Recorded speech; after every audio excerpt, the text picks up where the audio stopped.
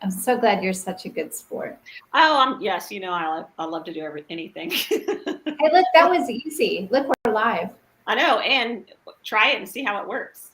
Yeah. So, hey, Luana, would you go on Facebook and see if I'm streaming?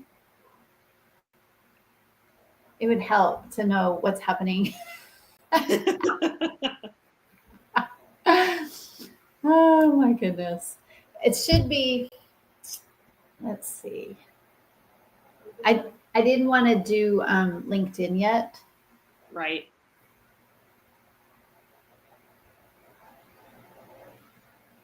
Wow, Mauricio was on Fox News, Fox Business talking about. I didn't see him, but I saw clips of it online. That's amazing. Yeah. Super cool. Yeah, it is very cool. It's a great place to be aligned.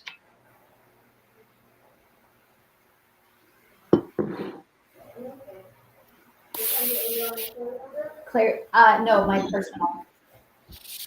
Are you? Is this live on Facebook on your personal page? It should be on our Inside Georgia Real Estate YouTube channel, our Inside Georgia Real Estate Instagram channel, and my personal Facebook page, because why not show the whole world our learning curve? Right, exactly. I don't see it on your personal page. You don't? Can you check Inside Georgia Real Estate Instagram?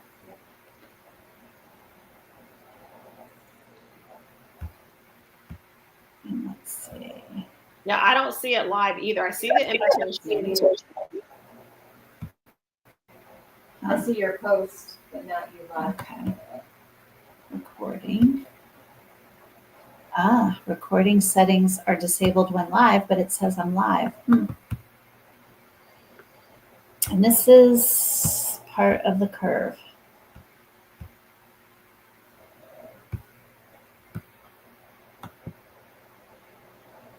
Okay, let's invite guests. I don't want to leave the studio. I want to find out. There's comments, people, private chat. Edit. Here we go. Edit live stream.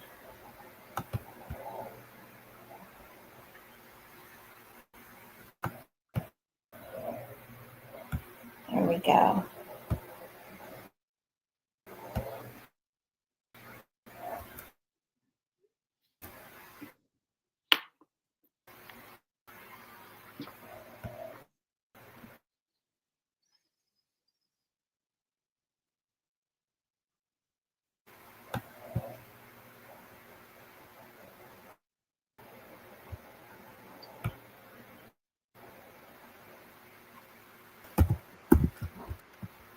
Yeah, it says we're live. Let me see too on Instagram if we can see it. Because Yeah. it'll say you're live. Oh wait, I can see you. I can't. Hold on. I can see you on Instagram. You can. Georgia Real Estate regular talk show has been bumped for Georgia football. Oh, is that you? No, that's the posting. Oh, that's the. That was a post. Oh yes. Okay. Let's see. All right. Let's see if we can see you live. Oh my God! I got this. Okay. Let's see. Usually it'll pop up and say who Inside Georgia Real Estate's live. Let's see if it. Yeah, it's not doing that, is it? No, not on Instagram. There's another step here that I need to find. What platform are we on? Let me look. Let's see. Online only. Copy the stream key. Create live video. Hold on. Here we go. Okay. Home. I need to create a live video. Create live video. And the title is 9/13/25 live stream show. It's public. Next. So there was an extra step I needed. Okay. Stream key.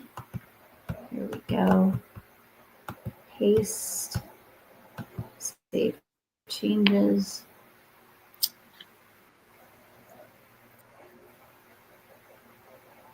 All right. Instagram is good. Okay, I think that might have done it. Okay, let's I have see. green check marks for each of the platforms now. So let's see if it shows me that you're live. Let's see.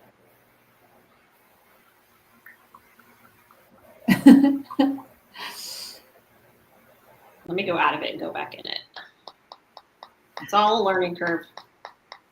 Yes, it is. Instagram, let's look.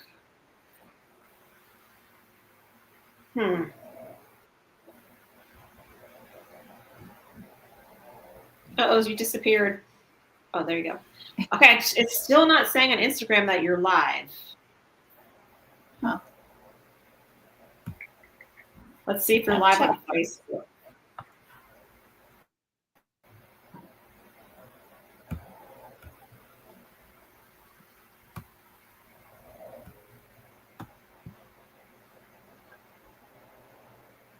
There's no other buttons to push. This is why we have producers on WSB. Right, exactly. Let's see if I can find you. Oh, it's now on Facebook. It says you're live. All right. Oh, wait, there it is. Look. Hey, we're live. All right. Well, let's get started and see. This, I don't believe this is going to be recorded because it's a live stream. So Okay. I guess that's part of what our learning curve will be. So if it were to, hey, sign in, Luana, when you get in your car. Let us know how it's going. So fun times. At this point, Shelly would be saying, well, oh, we're on. Yeah, we are. I see it live on Turning Facebook. that I off. cannot see it live on Instagram. Okay, so YouTube is our main platform, and that's where we would want to. And at some point, our mobile app will be able to be integrated into all of this. So, assuming that this works, then what we can do is expand the reach from WSB and our Saturday 1:00 time slot for Inside Georgia Real Estate as we talk all things real estate. Yeah. We will Exciting. expand to YouTube and be talking about real estate. What's funny about it's an hour-long show on radio, and we really have about 24 minutes to talk about real estate because of commercial breaks. I hope you're ready, Right. Martine, because we're going to chat for an hour. it's be an hour. But with everything that's going on in real estate right now, I feel like it's the right time to be talking about all things real estate. The Right. news this week primarily is interest rates. And thank you for joining. So let me introduce you right now. Martine Nadeau is joined us. She has been a guest of the show before, bringing her beautiful smile, bright energy, and mortgage knowledge to our listeners. Thank you. So, Martine, let's talk about mortgages and how it impacts what's going on in real estate right now. Absolutely. Thank you for having me and allowing me to join. It's always a good time when we get together and talk about this kind of stuff. It is. It's fun. Yeah. So right now, I mean, we talked about this the other day too.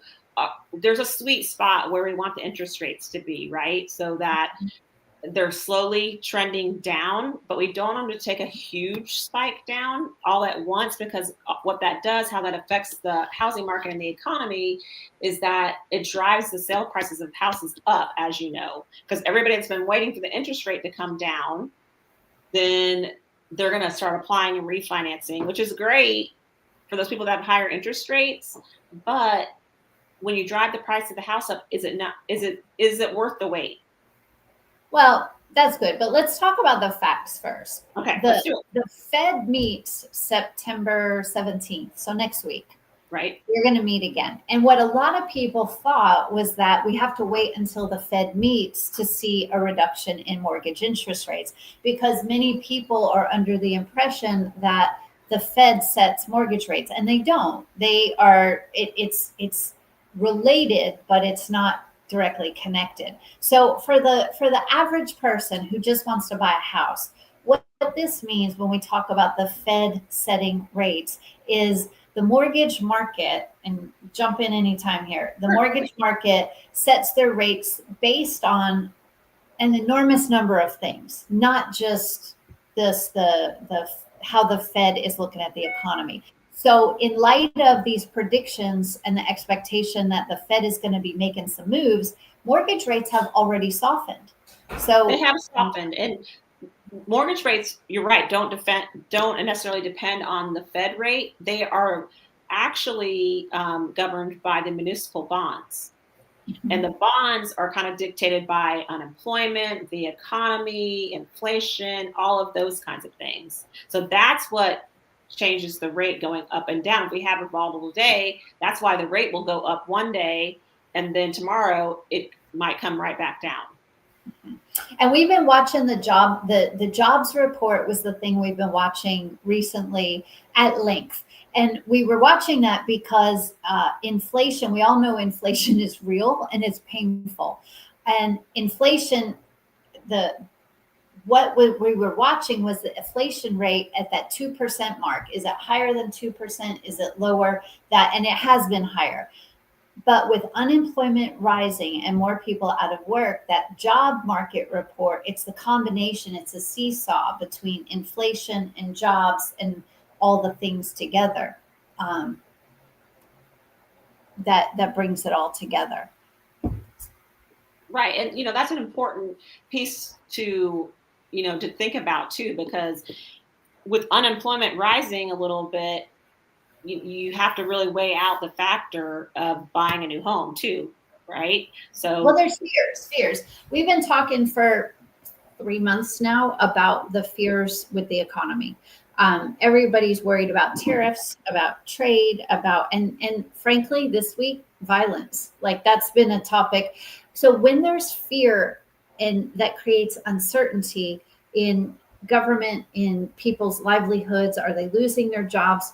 Can they afford milk and bread?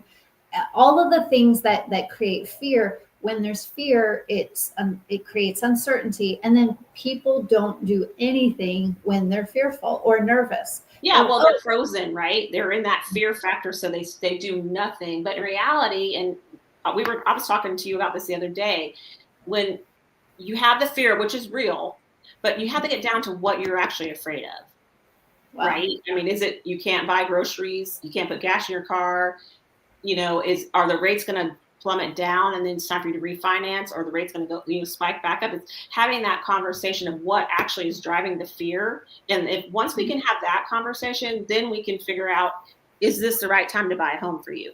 And it's on an individual basis. People are afraid of different things. Yeah. So the affordability factor, though, so people are worried about the high prices of houses, but the thing that is really keeping them from moving forward is the high price of borrowing. So a house that's priced at $500,000 at a 4% mortgage rate versus a 7% mortgage rate, it's not the price of the house that's the problem, it's the price of the money. Well, that's exactly right, because I was just talking to a potential buyer this morning before I jumped on with you, and the house she's looking at is $350,000.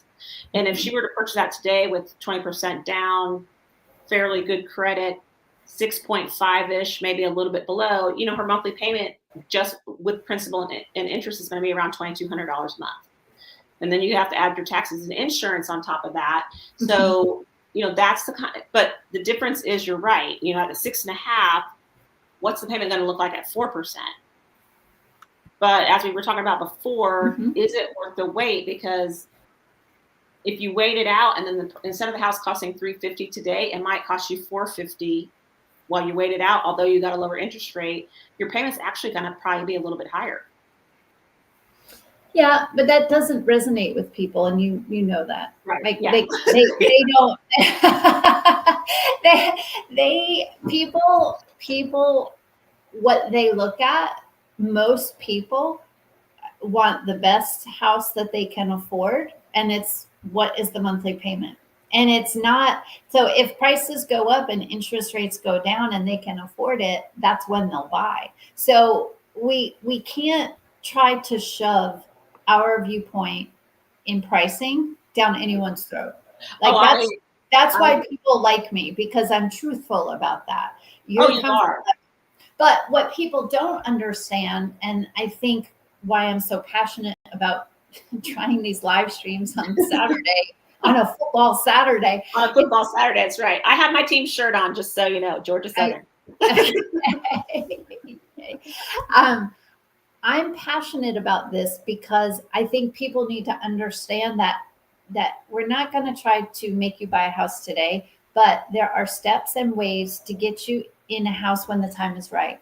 And I say, like, our big success this week was doing a closing with a first time buyer who's only 23 years old, and super proud because her success buying a home at age 23, when the average age of a first time buyer is now 41 nationally, for us to be able to put young buyers and young families into homes because they are well positioned.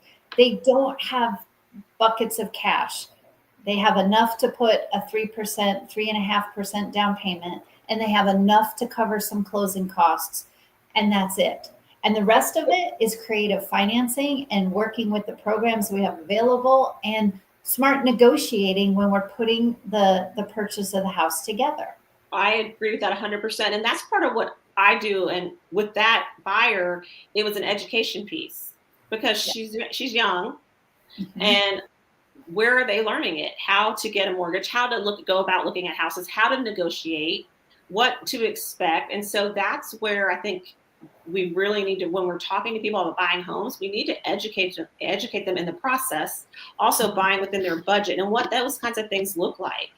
Because in this particular case, well, it's the negotiating. In this particular case, she got pre-qualified and knew what price range to look in. So now we have a cap on the pricing. But what we were able to do was to find a house that was within that price point and then negotiate on her behalf for a lower price plus seller concessions. And it was the seller concessions that made the difference in getting this deal done. That's exactly right. And the seller concessions are huge, right? And when you don't put 20% down, you usually max out about 3% of seller concessions. When you put 20% or more down, you can take advantage of up to 6% of seller contributions. And that makes a big difference. But one of the things I think that we celebrated with this closing is she qualified for a 20-year mortgage versus a 30. Right. Yes. And she's not going to stay, we know she's not going to stay in her house 20 years. I mean, probably not. But no, it's her first home. It's not, it's a nice home. Yeah. It's a starter home, and that's okay. Absolutely. Well, also she, and when you guys were looking at houses within her budget, she took into consideration too that in a couple of years, if she's ready to buy another property, she can rent this house out. And it's a starter home, and it'll be a perfect house for her to start building that rental income as well as she's building her real estate portfolio with that as too. So that's huge. Well, so to have somebody who's 23 years old that is intent on building a real estate portfolio, by the time she's 30, she is likely to have not just her own primary residence as a homeowner, but in her plan, she'll have 2 rental properties in her portfolio as well. So those income producing properties, well, so getting the first one done is the toughest, as you know. So from here, next purchase will be the trick for her success, for her to achieve her goals, will be to be able to continue to save money so she has a down payment for the next purchase, which will be her primary.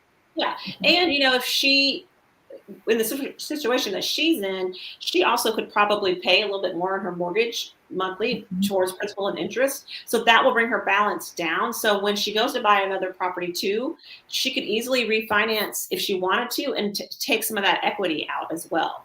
So that's where the education and budgeting piece comes in too, because it's not just about buying a house. There's what does that look like to you? And as you said, she's on the path to buy 2 more rental properties or 2 more homes in the next 7 years. I helped a young active duty military. He took advantage of the VA loan, and he's 30. He bought his first home about 5 years ago, and he just purchased his second property. So he has to live in one of the properties as a primary, but he also has a rental income now too, which most people wouldn't think would be affordable for somebody in the military. How do they do it? But we talked a long time about it. We created a budget and a plan. And, if he stays on this path in the next 3 years, he'll probably be able to buy another property. He probably maxed out his VA loan right now, but in the next couple of years, he'll probably be able to, the same thing with what our 23-year-old buyer is doing. They want to get on that path to see how the real estate portfolio can really invest in themselves and their future. I think what's interesting is I had several people reach out because we celebrated on Facebook and Instagram, right. So there's posts about it. What I think the comments I was noticing from people are how intrigued they are. They're like, how did she do it? Because all we're hearing in the news right now is it's unaffordable and rates are high.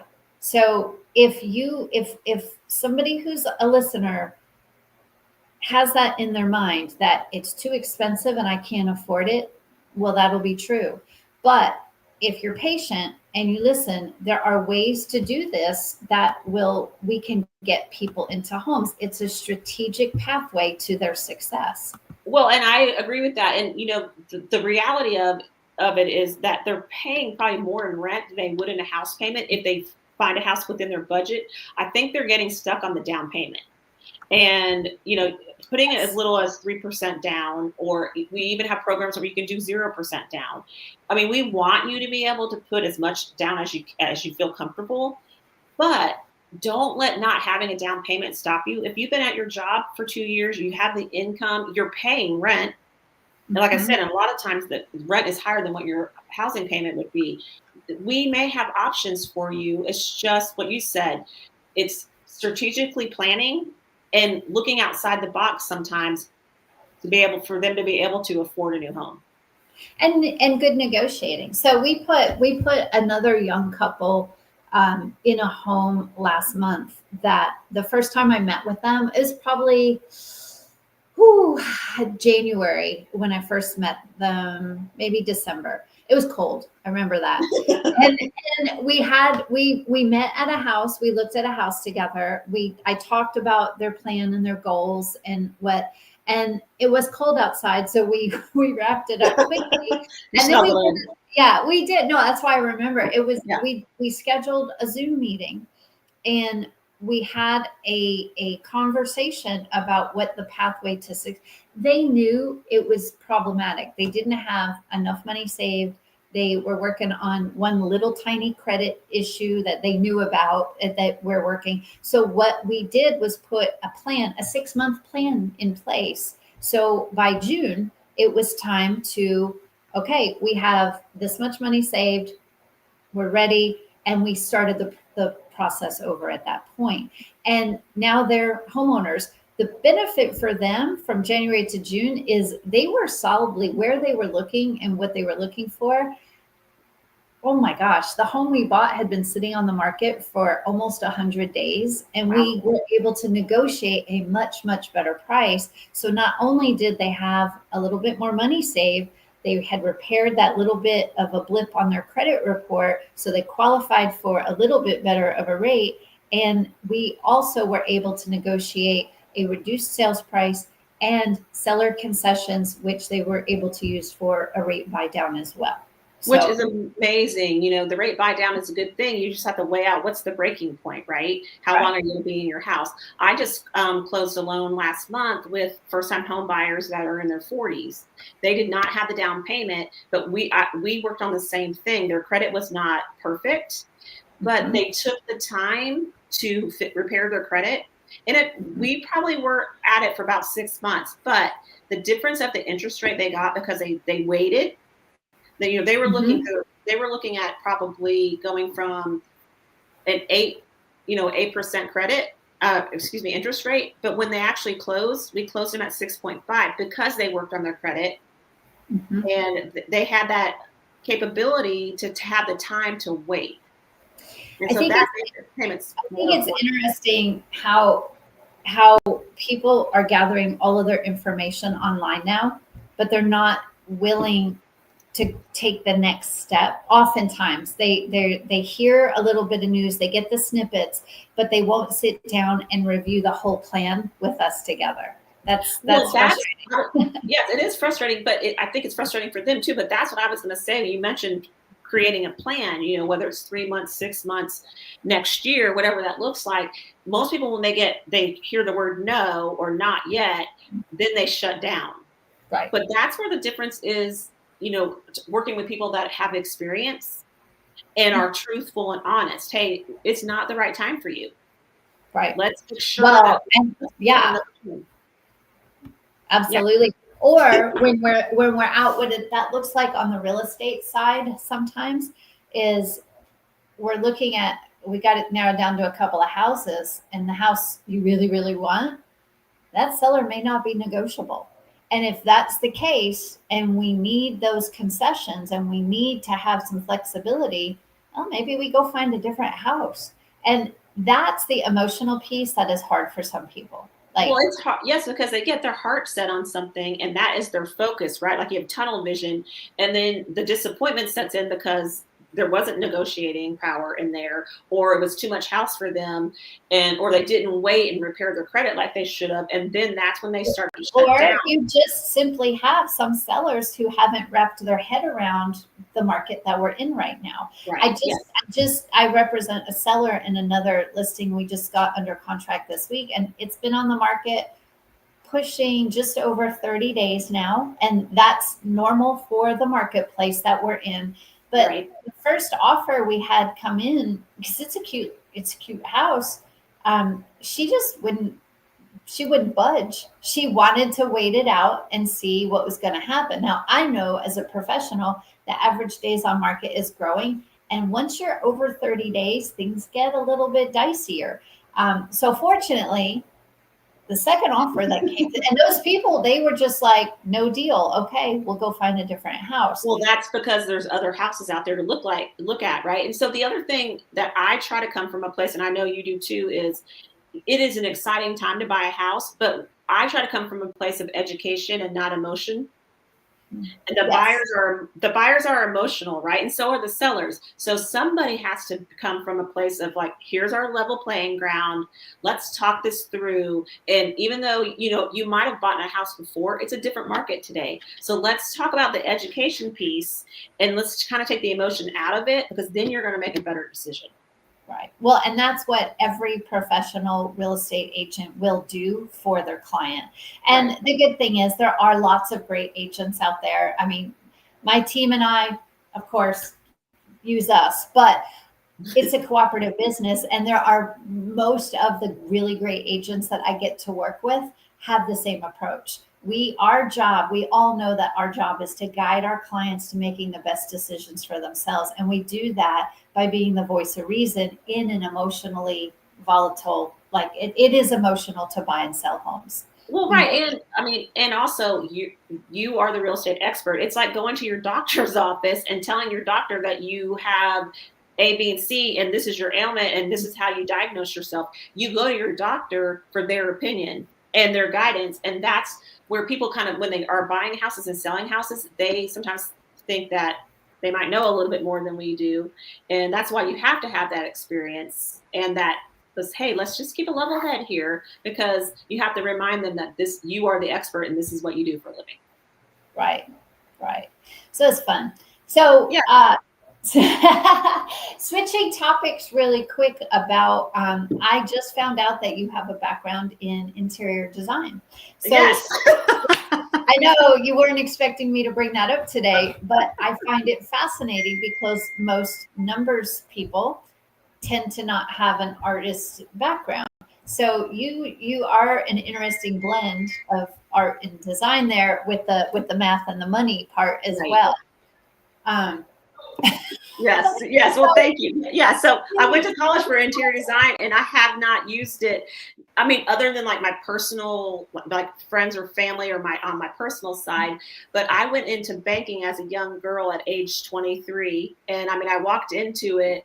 I needed a job. My dad had a friend at one of our local banks. He basically was the CEO of the bank, and they put me in front of a teller window, and I did not know anything what I was doing. But that's when I figured out I had the brain and passion for numbers too, and helping people around that kind of stuff as well. So yeah, it's an interesting blend. how fun. What's so fascinating about that is I am an art school dropout. Yeah, when you said that, I'm like, wow. I love art and design, but I did realize after a year in art school that I love art and design enough, but recognize clearly that that would not be an industry where I would want to make a living at it because it was more of a hobby. And a year in art school, you really start to, figuring out where your talents lie. So I do have, like, when we're staging homes, when we're prepping homes for sale, I really do enjoy the art part of staging and preparation and making things look right. And then in our marketing materials, I am extremely particular about how our marketing is presented because of my art background, but I never worked in the art industry. Well, another fun fact Never about me. business. Yes, another fun fact about me that I probably had never told you is that when my kids were little and I wanted to work, I have a knack for organizing. So I was a professional organizer for years, and I would go in and help people organize their houses. I would draw out custom closets and pantries and stuff for people as well. So that's kind of where my interior design background came in too, because I left banking for a little while when my kids were little, but I did that for about 5 years. Yeah. So it's interesting how nothing is wasted. Right, exactly. God gives us the talent and then you run with it. So, and that brings us to today as a host of a talk radio program. Right. That would account for all my years my favorite job ever was bartending. Well, and it's a certain personality, right? It's talking and serving and entertaining. It's super fun. Oh. Yes, I think everybody should work in a restaurant at one point in their lives or another, because you really learn how to be kind to people in sticky situations.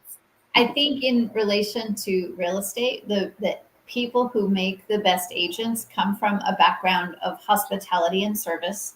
Absolutely. As long as they have a little bit of business sense, or we can teach them that. Teachers and nurses make excellent real estate professionals. Well, it's the compassion piece, I think. Having the bedside manner, the compassion, the willing to talk, willing to listen, 100%. And they know how to break down what needs to happen. So I think that's a big part of a lot of people get into real estate and stub their toe because they just think it's pretty houses, but it's the ability to break down and explain to people what the process is of buying and selling, and helping them through the emotional highs and lows of the process. And that's why I think teachers, nurses, and hospitality professionals are really ideally suited for this industry. Well, you're not just a real estate agent. You're a therapist. A lot of people, when they have to sell, they're not really ready. Have they been in this house for 50 something years, and it's an emotional tie. So, it's talking people off the ledge a lot of times. I mean, I do the same thing. I had a young couple, first time home buyers. They were able to purchase around $800,000 house for their first home.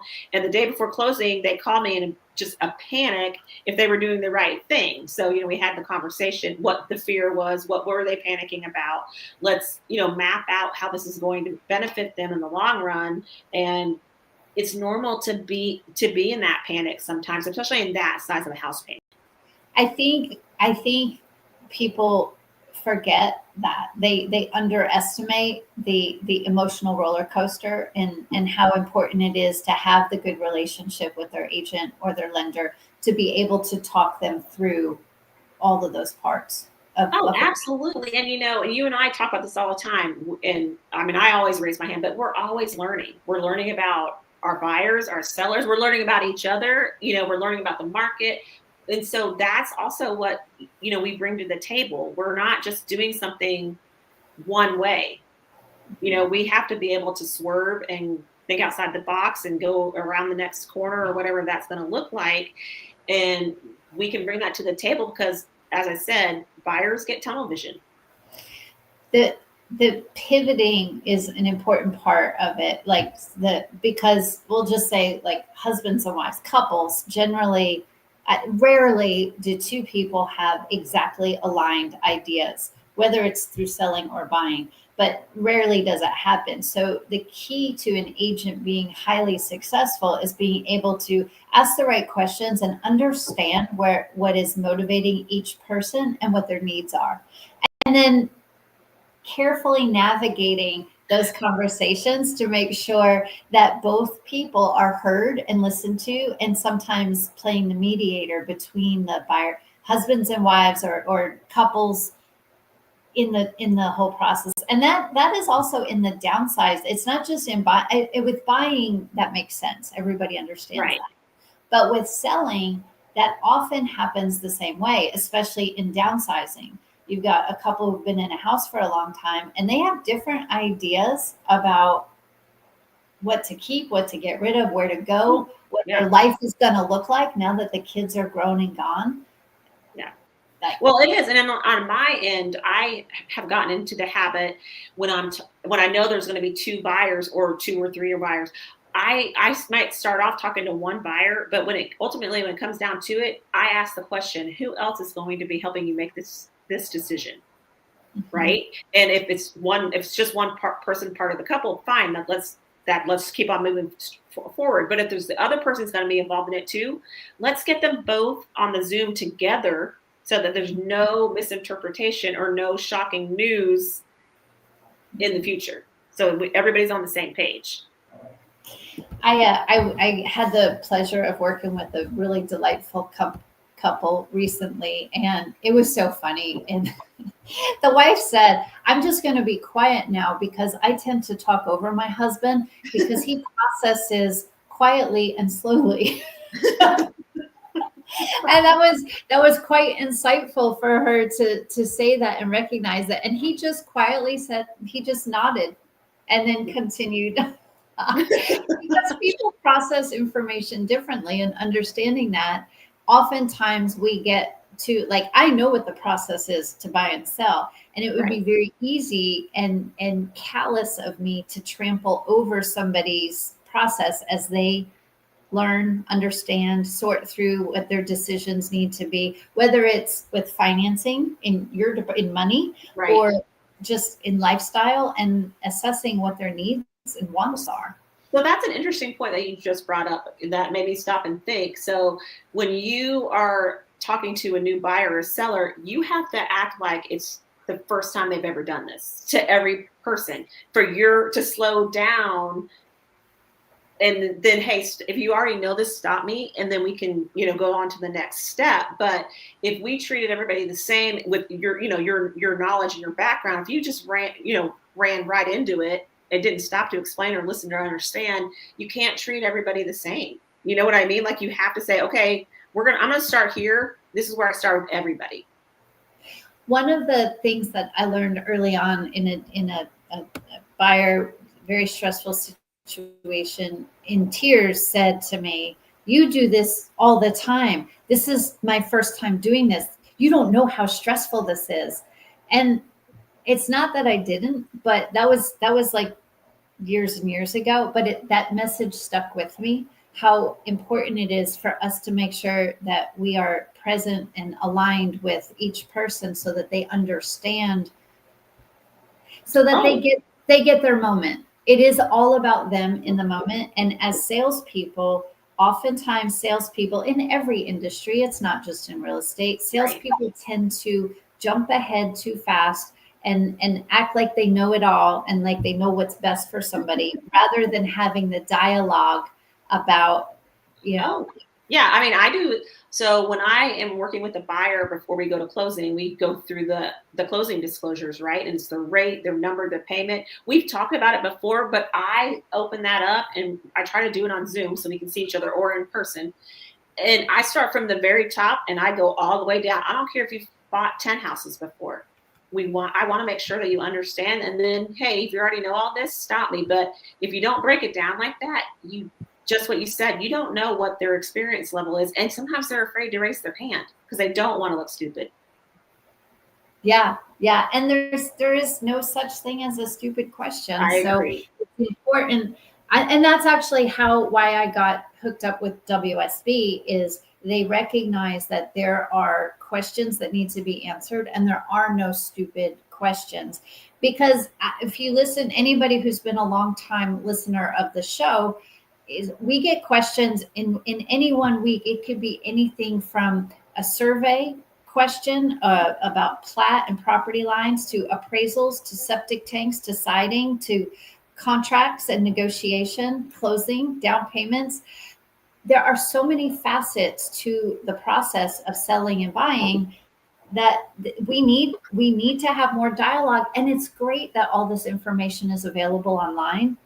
But when it comes time to actually help somebody sell or buy a house, there's no substitute for skilled expertise. Sit down and listen and talk. Yeah, well, I agree with you. And, going back to our buyer, our young 23-year-old buyer, she was fortunate enough to have the seller pay for her home warranty. And so she called me up and she said, okay, I have this home warranty. I don't need homeowners insurance. And I said, no. Let's talk about what each thing does. You have to have homeowners insurance. The home warranty is a plus, but this is what they cover and this is how they act. And this is why they're different. Right. And most young buyers also ask me the same thing versus the home inspection versus the appraisal. They don't know the difference of either thing either, too. And so, Well, and depending on the type of loan, your appraiser with an FHA loan is actually doing a bit of a home inspection as well. Yep. But that does not replace the home inspection that is done by the buyer for their own protection. Right. Yeah, absolutely. Yeah. So, back what we're talking about is just starting from the beginning and talking to people, right? Talking to the buyer, talking to the seller, what the expectations are going to look like and why those little things are different and why it will make a difference for them on buying the house, selling the house, their mortgage, those kinds of things. Yeah. Types of financing. Home warranties are the interesting thing. We can pivot for a minute and talk about that. It was a good point you just brought up.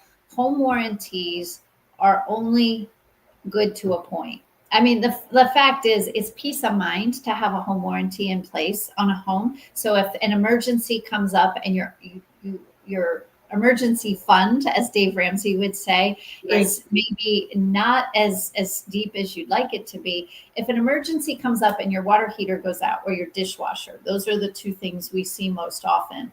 Having a home warranty in place gives you peace of mind because your home warranty should be activated. You can call them up and they make a repair or worst case, replace the defective item. The challenge we see with every home warranty company, and they're all similar with slight variations, is their go-to answer is no, we'll try to fix it. Well, like your dishwasher's broken, it's not working. They'll send a repairman out and you pay a service fee. Usually it's $75 to $100. You pay the service fee. They try to make a repair. And if they're unable to repair it, then they'll come back again. And you have to go through this cycle of fighting with your home warranty company. And again, it's not to take away, there is a reason to have a home warranty, but it's not the end all that some people think. So I'm going to throw an idea out there. So I was having a conversation with some young buyers and they were prepared to put the 20% down. if they put the 20% down, it would have maxed out their savings. So we weighed out the pros and cons of not necessarily having a home warranty, but they put less money down.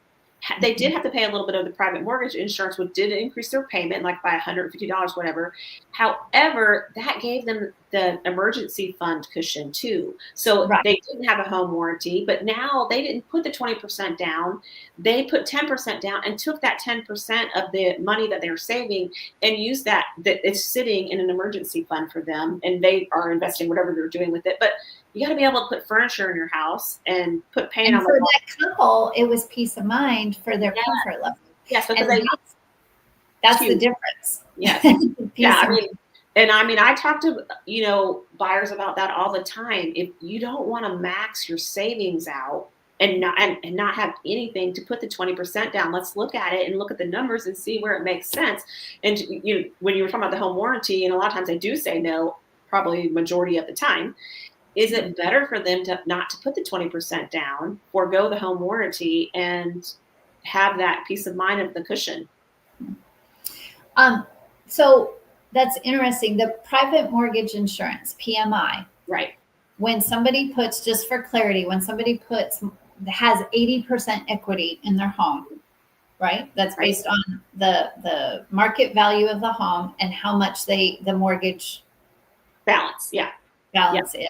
Yep. So once they hit 80% equity, and that could be a combination of 20% down, so you immediately have 80% equity, you don't have to have private mortgage insurance. Can you explain what PMI is?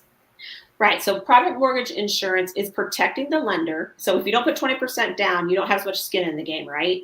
And so it's protecting your mortgage servicing, the lender, whoever holds your mortgage, from against foreclosure. So if you were to foreclose, they have that extra cushion in the monthly mortgage payment. And it's called your private mortgage insurance that you pay monthly. Now, years ago when the interest rate was really high, probably my parents' age, private mortgage insurance people really looked down upon because it added hundreds of extra dollars onto your payment. It's affordable now, right? It's I think if you're in about under 300,000 in a home and you put 3% down, I think your PMI, off the top of my head, it does go by rate too. Maybe an additional $100, $150 a month, depending on where our mortgage rates are and stuff. So it's not a bad thing to have private mortgage insurance. And like you said, it drops off when you get to that 80% loan to value. Now, the other thing is if you're a VA and you take advantage of if you're a veteran and you take advantage of your VA benefit, you don't have to put 20% down. You don't have to put anything down, and you don't pay private mortgage insurance.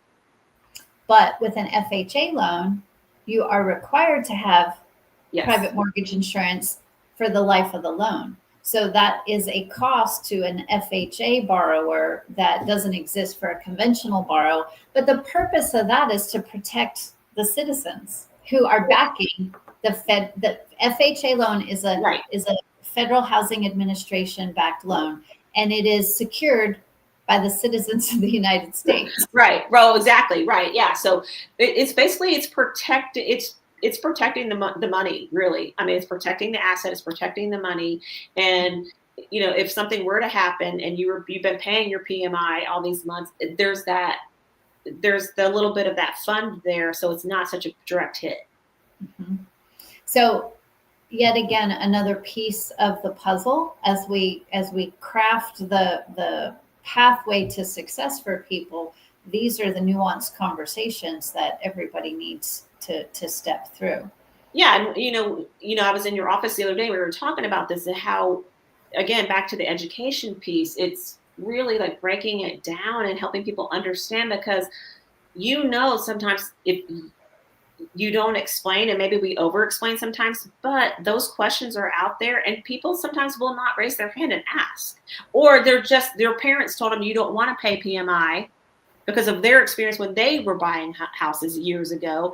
And it's not exactly the same situation today. So we have to have these conversations and these discussions and have these talking points so that our buyers know the reality.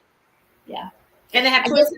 Thing is making sure. So I'm very careful to make sure that regardless of what experience level a buyer or a seller is, I make no assumptions, and trying to not, I don't ever want to sound like I'm talking down, but they might not have known about all of their options the first time they bought or sold.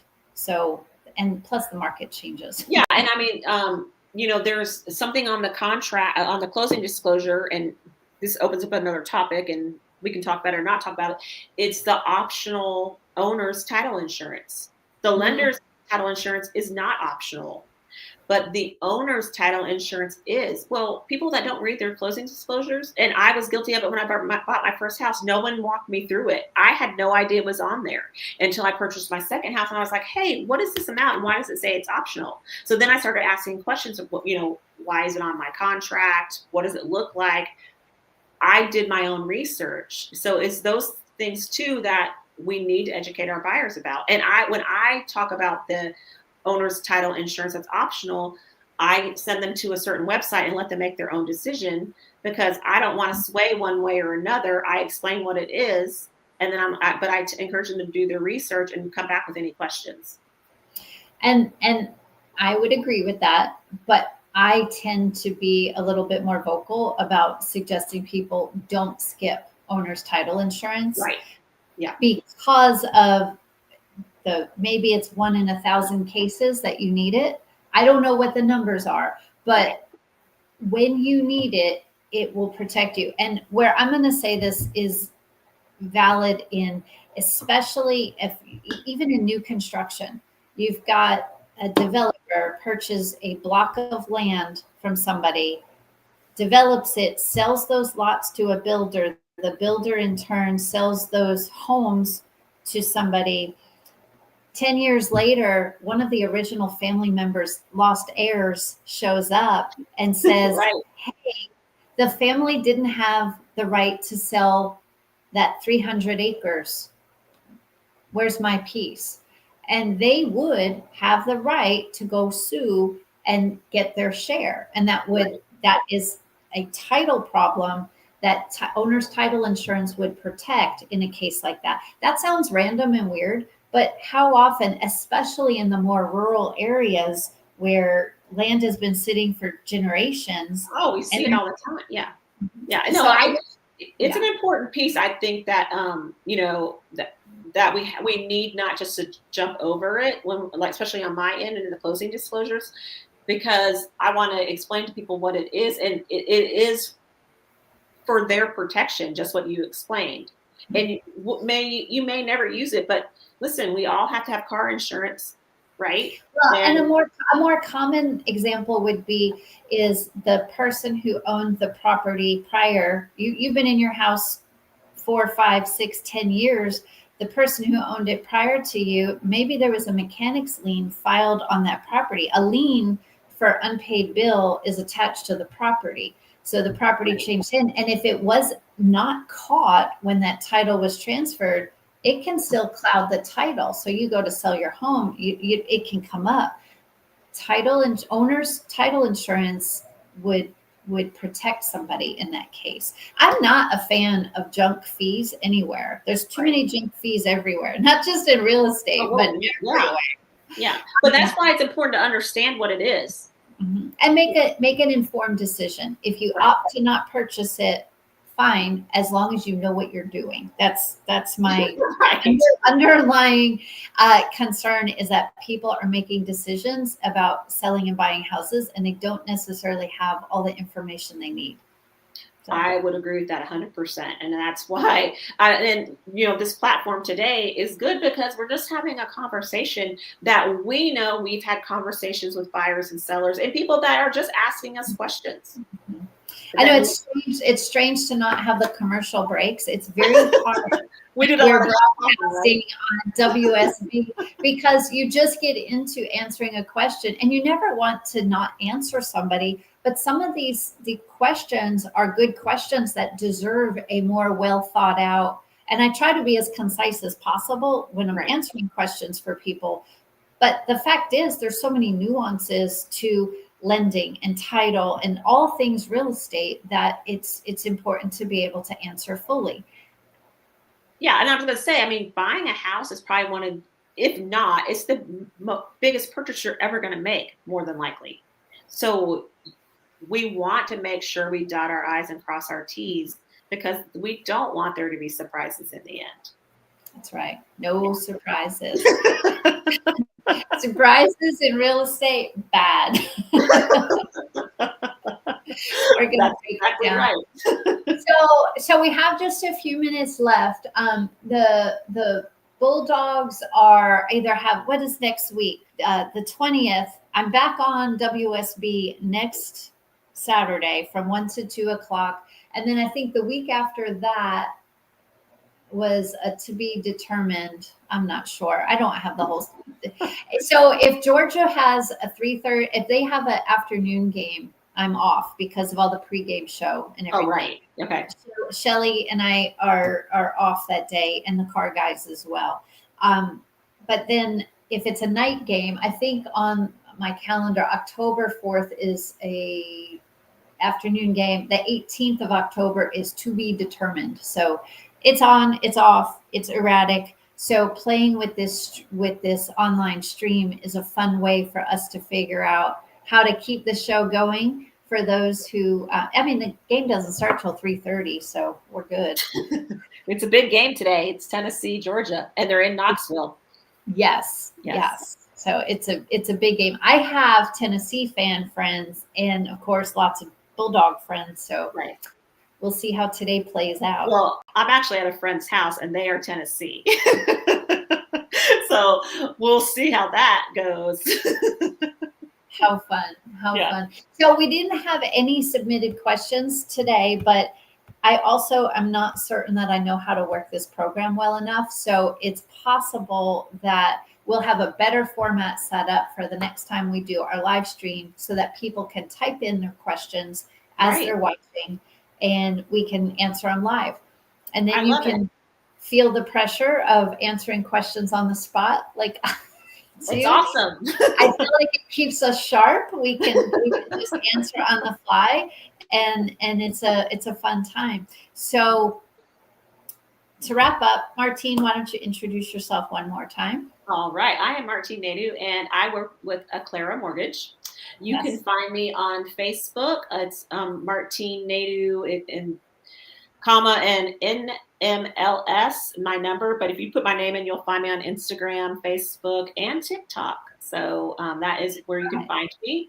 And then you can reach me by cell too at 678-447-7888.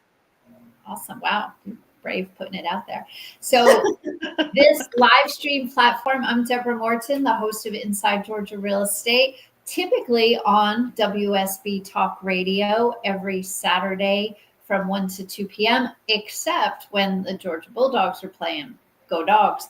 So I was a guest with Dave Baker week before last on his Home Fix It show, which was 2 hours of fun talking about septics with Scorpion Septic, the owner of Scorpion Septic.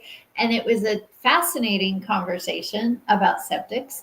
And we got to stump Dave because he likes to stump us, but we turned the tables on him. So that was super fun. We will be back on the air, WSB, next Saturday. And thanks for joining. Oh, thank you for having me. I had so much fun. Oh my gosh, this was fun. And thanks for being a good sport as I figure out the tech and how to do this. So we'll get better at it. We'll get Hopefully better. This one will go into the archives. Baseball hat. Yep. There you go. Problems and all. So we love it. Have a great weekend and go Dogs. All right. Bye. Thank you.